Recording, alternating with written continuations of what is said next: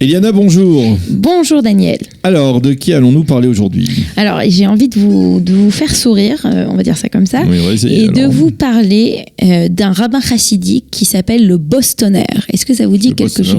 Oui. Voilà, oui, tout à fait. Je ne pourrais pas vous dire le nom exactement.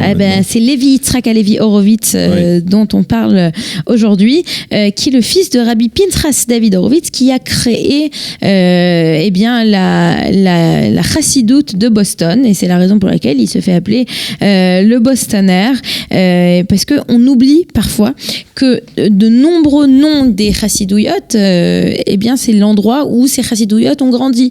Par exemple, Kotsk n'est qu'une petite ville en Pologne. D'ailleurs, si vous êtes dans la région justement où le chassidisme a pris beaucoup d'ampleur, vous passez d'un petit village à un autre en disant le rabbi, et oui, ce sont tous des rabbins chassidiques qui ont donné ensuite le nom de la ville au nom de leur chassidoute. Alors, Levi Yitzhak Halevi Horowitz, comme je vous l'ai dit, il naît donc à Boston. C'est le premier rabbin chassidique né en Amérique du Nord, et il va donc commencer dans son rôle de leadership. Et un des moments les plus importants, il est né en 1921, c'est en 1943. Alors en 1943, il y a le Rav Baruch Korf, qui était un activiste juif américain, qui était aussi un rabbin orthodoxe, va faire venir avec lui plus de 400 rabbins, et ils vont faire une marche à la veille de Yom Kippour pour demander au président Roosevelt de sauver les juifs d'Hitler. Donc cette grande marche très connue à Washington, et d'ailleurs il y avait toute une question ilchatique, est-ce que c'était possible? Beaucoup de personnes ont marché pendant longtemps, c'était la veille de Kippour, d'autres ont dû rentrer dans Kippour, ils avaient encore leurs chaussures en cuir, de cuir sur eux, et pourtant on a dit que c'était pour sauver les juifs, et donc il n'y avait aucun problème à le faire. Après, en 1944, il va être à la tête de la chassidoute de Boston, et c'est là qu'il va développer ce centre chassidique, et il va entre autres ouvrir le Sayeshiva aux personnes qui étudient en fait dans toute la région de Boston, c'est-à-dire l'université d'Harvard, le MIT, et donc c'est lui qui a été le premier à dire il faut au contraire ouvrir nos portes, les rapprocher. Alors les gens lui ont dit mais l'éducation juive et l'éducation des grandes universités en particulier à Harvard, etc.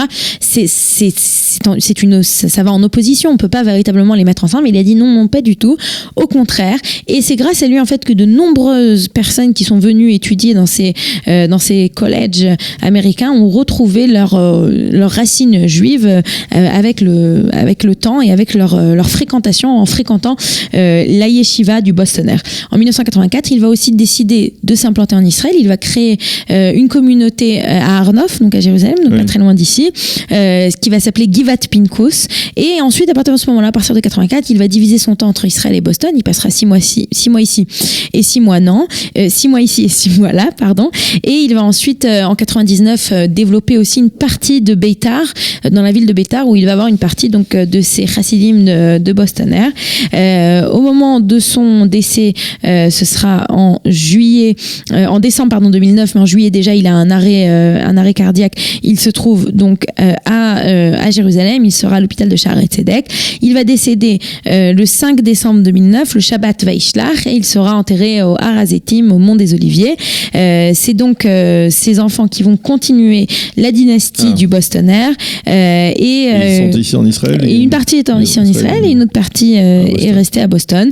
Mais ce qui était important de rappeler aujourd'hui, c'était sa vision. Il était visionnaire.